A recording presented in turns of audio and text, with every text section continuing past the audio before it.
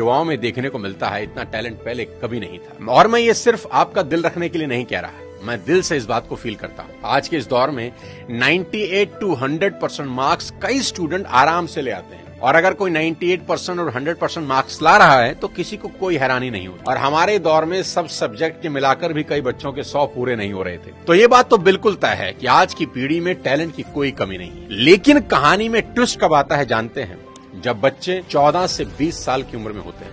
अब इनके हार्मोन्स जम करने लगते हैं, और इसका सबसे गंभीर असर ये होता है कि ये हार्मोन्स बच्चों को पेरेंट्स से दूर कर देते हैं, क्योंकि इस उम्र में बच्चों को चाहिए आजादी, और माँ बाप वो आजादी देते नहीं, क्योंकि वो जानते हैं इस तरह की आजादी के लिए ये उम्र सही नहीं है। तो पेरेंट्स रोकते हैं, समझाते हैं, उनको पता है ये उम्र फिसलने वाली है, यही वो उम्र है जिसमें फ्यूचर बन भी सकता है और बर्बाद भी हो सकता है।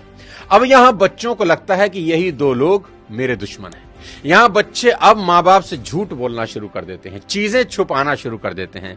बच्चों को अब दोस्तों के साथ रहने में ज्यादा मजा आने लगता है, अपने ही माँ बाप अब दुश्मन दिखाई पड़ने लगते हैं। अगर किसी बात पर माँ बाप डांट दें तो आजकल के बच्चों का एक फेवरेट डायलॉग है, आवर पेरेंट्स आर आउटडेटेड। पापा आप सठिया गए हो। और अगर बच्चे ऐसा कर रहे हैं तो मुझे इसमें कोई हैरानी की बात नजर नहीं आती, ये नेचुरल है, सभी करते हैं।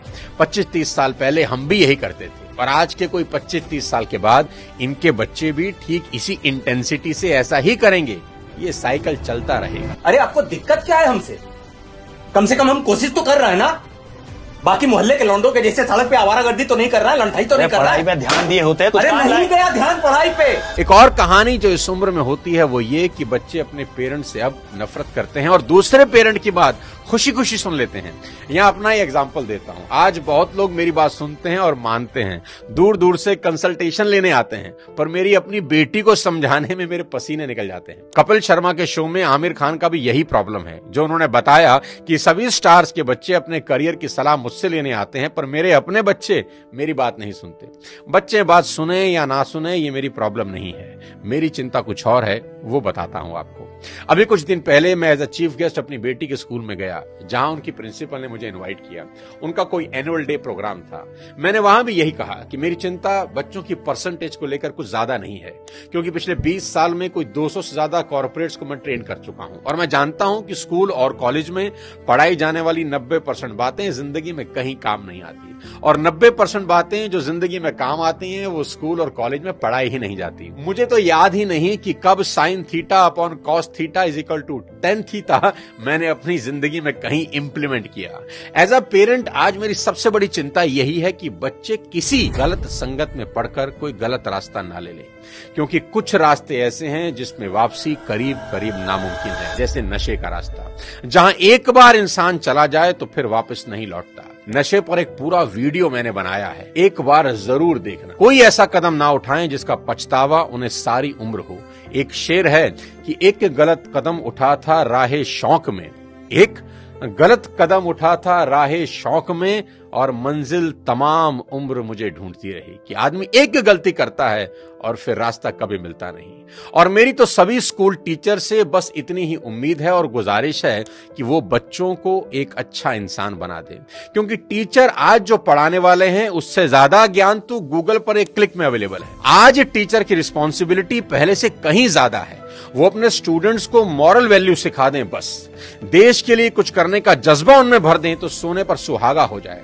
और अगर माँ बाप के प्रति ग्रेटिट्यूड की भावना उनके अंदर आ जाए तो वो कुछ ना कुछ जिंदगी में कर ही लेंगे। टीचर इंश्योर करें कि बच्चे कुछ भी छुपाएं नहीं, और अपनी सभी छोटी बड़ी बातें अपने टीचर से या पेरेंट्स से डिस्कस जरूर करें।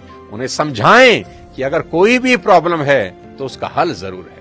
आज की बेहद होनहार जनरेशन से इतनी ही रिक्वेस्ट करना चाहता हूं कि पिता की इज्जत राम की तरह करना, कि पिता के वचन पूरे करने को जीवन के 14 बरस कठोर वनवास में गुजार दिए उस व्यक्ति ने, और वो भी खुशी खुशी। आपके माँ बाप को आपसे कुछ नहीं चाहिए, वो तो अपने जाने के बाद अपनी सारी प्रॉपर्टी संपत्ति आपको ही देकर जाने वाले हैं। देश के हर युवा से कहना चाहता हूं कि आज से 3 चीजें रोज करना शुरू कर दें अगर अब भी नहीं कर रहे। सबसे पहले रोज कम से कम 30 मिनट अपने पेरेंट्स के साथ जरूर गुजारें। इधर उधर की कैसी भी बातें करें, खुद हंसें, उन्हें हंसाएं, कोई जोक सुनाएं, उनसे उनकी कोई पुरानी यादें ताजा करवाएं, उनके स्कूल कॉलेज की बातें करें, कुछ किस्से पूछें उनसे, कैसी भी बात करें पर बात करें। देखना वो अपने स्कूल कॉलेज के किस्से बताएंगे ना, जब उनकी आंखों में चमक आनी शुरू हो जाएगी। क्योंकि दोस्त, जैसे जैसे आप बड़े हो रहे हैं ना, आपके माँ बाप बूढ़े हो रहे हैं और ये समय फिर नहीं आएगा।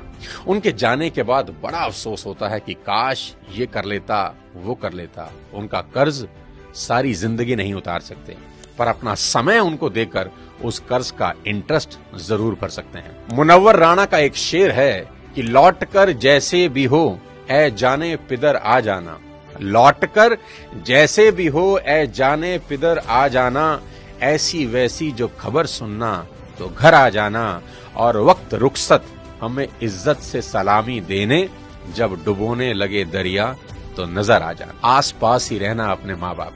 दूसरी बात, भूल कर भी उनसे ऊंची आवाज में कभी बात ना करें। उनको कभी ये एहसास ना हो जाए कि अब हम बूढ़े हो रहे हैं, कमजोर हो गए, इसलिए हमसे ऐसे बात की जा रही है। याद रखना, आपकी वजह से उनकी आंख से निकला एक आंसू आपकी तमाम जिंदगी बर्बाद कर सकता है। माँ बाप तो फिर भी माफ कर देंगे, पर वो माफ नहीं करेंगे। तीसरी सबसे इंपॉर्टेंट चीज, बिना माँ बाप के पैर छुए घर से मत निकलना। अपने दिन की शुरुआत उनका आशीर्वाद लेकर ही करना। मैं आपको ये अपने पर्सनल एक्सपीरियंस से बता रहा हूं कि ये एक ऐसा सुरक्षा कवच है जो आपको बड़ी से बड़ी मुसीबत से बचा देगा। दिल से दिए उनके आशीर्वाद को भगवान भी नहीं टाल सकते। बस ये 3 चीजों पर अमल करना शुरू कर देना मेरा दोस्त। मेरा दावा है देवता भी आपको आगे बढ़ने से नहीं रोक पाएंगे। मैं चाहता हूं कि आप इस वीडियो को पूरे देश के नौजवानों को भेज दें, हर माँ बाप को भेज दें। हर माँ बाप अपने बच्चों के साथ बैठकर ये वीडियो जरूर देखें। बच्चे अपने माँ बाप के साथ बैठकर इस वीडियो को देखें। बहुत सी चीजें हम रोज शेयर करते हैं व्हाट्सएप पे, यूट्यूब पे, यहां वहां से, पर आपसे रिक्वेस्ट है कि इस वीडियो को पूरे देश में शेयर कर दें और मिलकर भारत को एक बेहतर भारत बनाएं। अगले किसी और वीडियो के साथ फिर आपसे मुलाकात करूंगा। तब तक अपने स्वास्थ्य का ध्यान रखिए। Thank you so much. जय हिंद।